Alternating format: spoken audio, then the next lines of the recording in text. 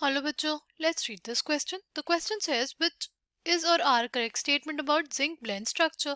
Option A है हमारे पास the number of first neighbor of sulfide ion is 4. Option B है हमारे पास the maximum distance between two zinc plus ions is A root 3 by 2.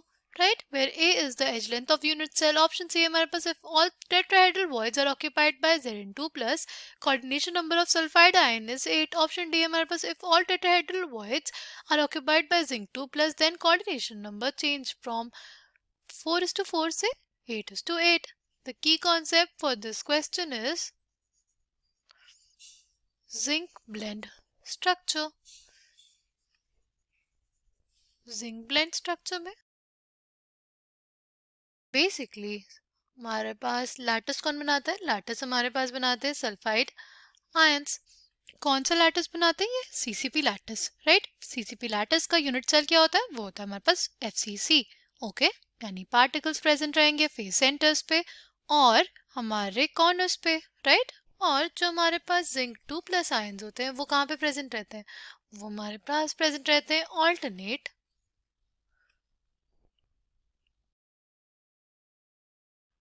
Tetrahedral voids में. ठीक, इसको हम लोग ऐसे समझ सकते हैं, जो ब्लैक से डिनोटेड है वो हमारे पास क्या है? सल्फाइड आयंस है. और वाइट से हमारे पास क्या है? वाइट से हमारे पास है जिंक 2 प्लस आयंस.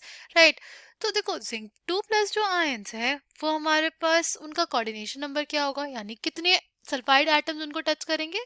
अगर हम लोग देखें तो देखो 1 2 3 4. इस जिंक 2 प्लस को कितने सल्फाइड आयंस ने टच कर रहे हैं? हमारे पास 4 1 2 3 4. ठीक, अगर हम लोग बात करते हैं सल्फाइड आयंस की तो देखो इस सल्फाइड आयन को कितने हमारे जिंक 2 प्लस आयंस टच करेंगे उसको कैसे समझेंगे?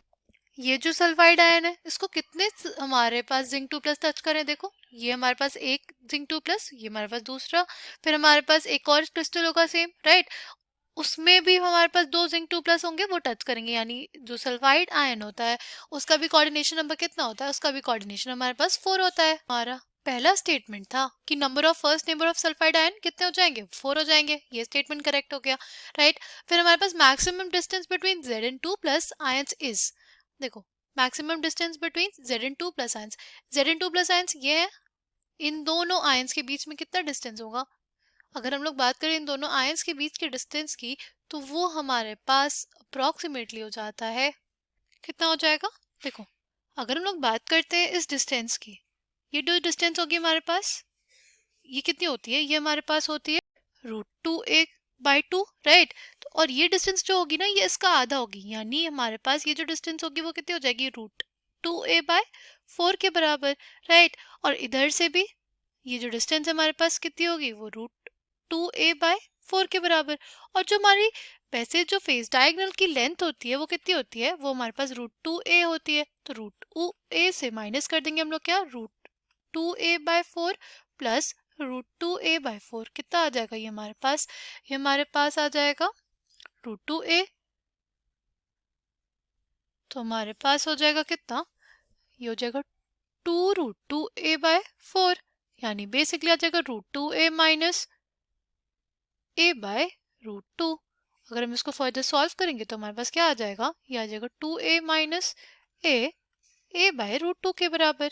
यानी जो बेसिकली हमारे पास जो अल्टरनेट टेट्राहेड्रल वॉइड्स थे उनके बीच की जो डिस्टेंस आएगी वो आएगी a/√2. तो ये जो स्टेटमेंट पास दिया हुआ है कि maximum distance between Zn2 plus ions is √3a/2, ये जो स्टेटमेंट है वो गलत हो जाएगी. ठीक, किस केस में? जब हमारे पास ये वाले टेट्राहेड्रल वॉइड्स जो हमारे पास ऑल्टरनेट डिस्टेंसेस पे हो.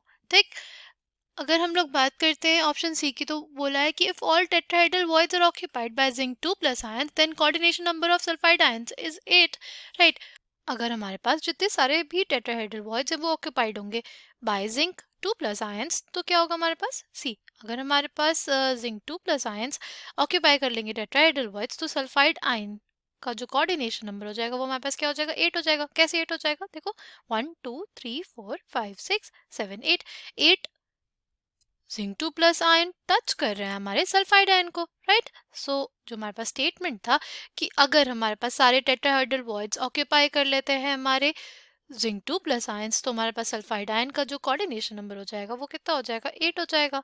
अगर हम ये चीज लिखें तो हमारे पास क्या लिखेंगे हम लोग, ये लिखेंगे coordination number of sulphide ions becomes 8, right? If all the tetrahedral voids are occupied by zinc 2 plus ions. Okay? हमारे सारे टेट्राहेड्रल वॉइड्स ऑक्यूपाई कर ले कौन, जिंक 2 प्लस, ये जो स्टेटमेंट हमारे पास करेक्ट हो जाएगी, राइट? फिर हमारे पास है tetrahedral voids are occupied by zinc 2 plus, then coordination number change from 4:4 to 8:8। देखो हमारे पास सल्फाइड आयन का जो कोऑर्डिनेशन नंबर है वो इंक्रीज कर जाएगा, बट जिंक 2 प्लस का जो कोऑर्डिनेशन नंबर है वो तो हमारे पास 4 ही रहेगा, बिकॉज एक टेट्राहेड्रल वॉइड में प्रेजेंट है। वो टेट्राहेड्रल वॉइड जो होता है उसका कोऑर्डिनेशन नंबर हमारे पास 4 ही रहेगा, चाहे कितने भी पार्टिकल्स हमारे पास रहें, ठीक? तो इस क्वेश्चन का करेक्ट स्टेटमेंट जो हमारे पास हो जाएगा वो हो जाएगा ऑप्शन ए और option C. I hope you understood it well. Thank you and all the best.